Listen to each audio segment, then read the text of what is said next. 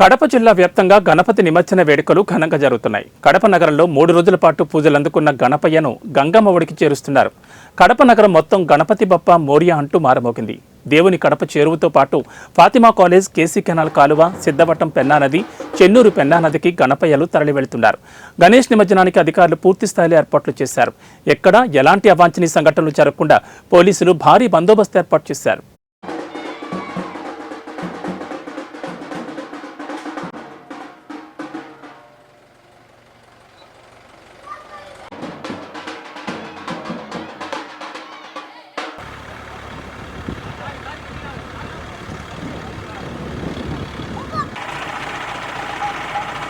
जय बोला गणेश महाराज के।